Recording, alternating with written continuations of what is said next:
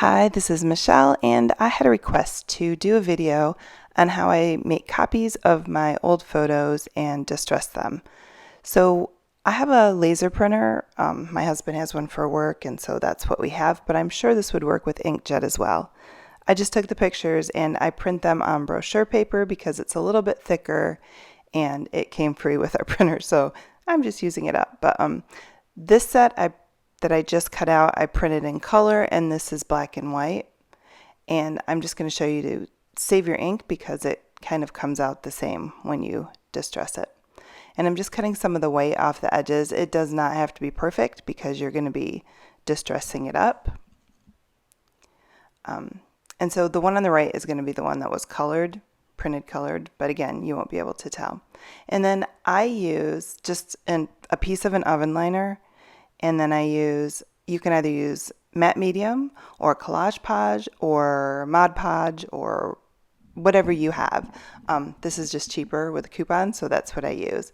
I put a good amount, but you don't want it too thick because it is a glue, so it'll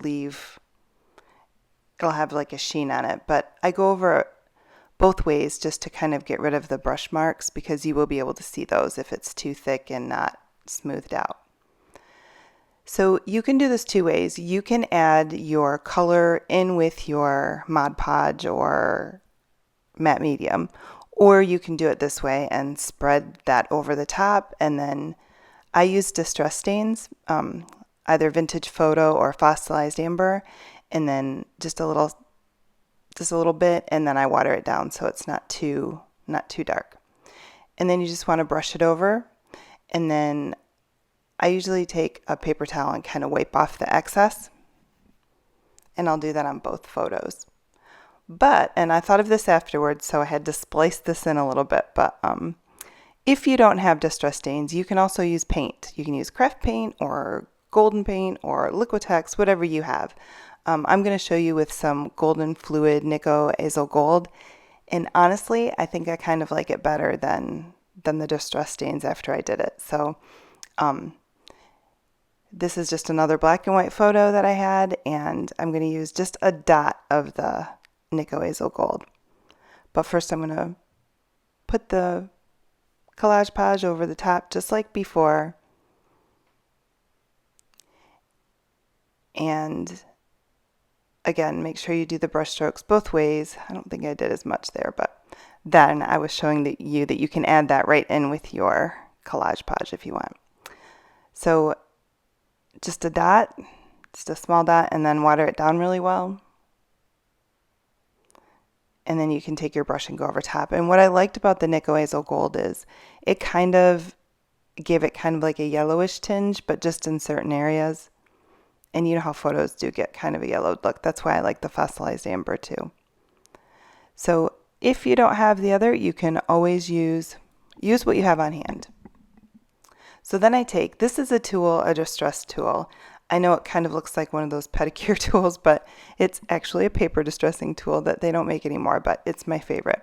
So you can use this, or if you have the Heidi Swapp one or the Tim Holtz one, you can use that too. So for this one, this one's by Prima, and then I also have a Heidi Swapp one. I do have the Tim Holtz one somewhere, but I don't know where it is. So you just kind of want to distress the edges, just kind of rip them up and bend the corners over. And then I like to distress that part so that the ink comes off. And I'll end up ripping that off, but the bottom one still. So then I'm just going to go around the edges with a little bit more of the watered down distress stain, just so that those don't look pristine and white, so everything kind of has the same tone. And that is pretty much it. And every time I rip or tear, I just go over it again with the inks or stains or paint, watered down paint, whatever you decide to use. So those are my pictures. And then I'm going to since I've already gone this far, I thought I would create a page real quick too. Oh, I'm going to show you the difference between the black and white. This is the part that got spliced. So that's the new, that's the old.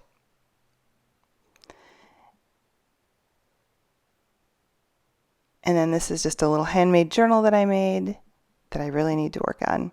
And those tags were stained with hibiscus flowers, so the one on the right. So I just wanted to make the flower, or the picture a little bit smaller so that it fit on my page. And then I'm just going to collage some. This is an old letter, and I noticed afterwards it said something like she was a stranger, which I thought was cool. And if I had really read the letter, I probably would have made sure that stood out a little bit more, because I think that's kind of cool. So then I'm going to take some painted papers. When I'm bored or I don't know what to do, I will just make painted papers to use for collage later. And that's what some of these are. That's exactly what that is. That's on deli paper. It might be a jelly print, but that looks awfully painted to be. It's got a lot of color on it if it is. Might be one of my first tries. And then this one that has like some watercolor splotches on it. I like those colors. I just kind of wanted to bring the blue from the tag over onto the other page a little bit too. So that's what I'm doing. And I just put that on the edge. And then I'm going to take that other little chunk and put it on the other side. And then one thing I like to do is I like to add gesso to the page after I put some collage on, just to kind of bring it all together and make it cohesive. Now I'm going to show you why I love this gesso and how awesome it is. If you're looking for a really thick gesso, this is the one. Completely covers up the black Sharpie. And it's 16 ounces for $10, and that's on Blix, and it's super cheap too. So just an idea if you're looking for one. So I'm going to kind of set this to music, and I'll come back at the end. But if you have any questions, please, again, leave them at the bottom. I'll have all my supplies listed that I can through the affiliate link. Remember, if you purchase through that, I will get a small compensation.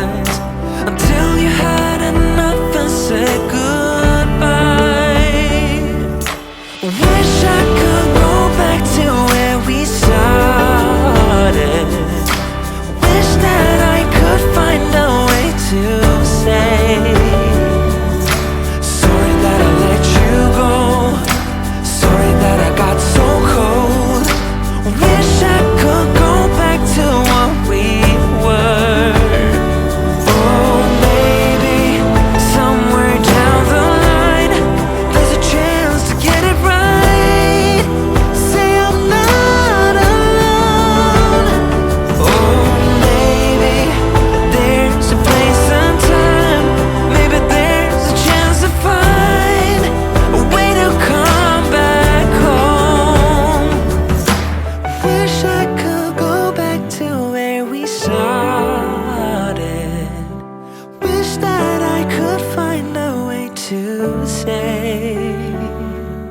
Sorry that I let you go.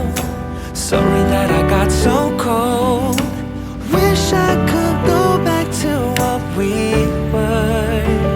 To what we were.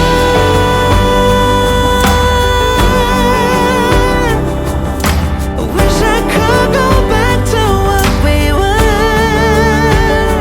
Oh, I'm sorry that I let you go. Sorry that I got so cold. Wish I could go back to what we were. Know that I was stupid, I was but a fool then. Know that I was stupid, losing what we were. Know that I was stupid, I was but a fool then. Know that I was stupid, losing what we were.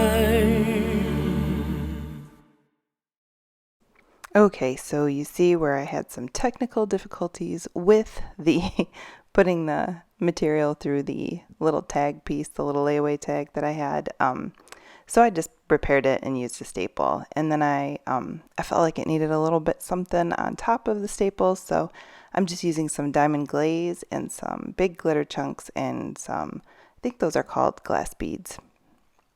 So, and that's pretty much my page. I'm going to take and use some heavy matte medium to glue the little layaway tag and the picture that I sewed together down onto the page. And then I'm going to find some words. I like to use either little small quote books or found words from a large print book, and that's what I did this time. I just had a little piece already kind of ripped out, and that says, I think it says I'm all right. And then that's just another little piece of the material that I used on the tags, and I'm going to glue that down, and I'm trying to figure out which place to put it. And I think I like it over on the picture. But thank you so much for watching, and would love it if you subscribed and gave me a thumbs up. Thanks so much. Bye.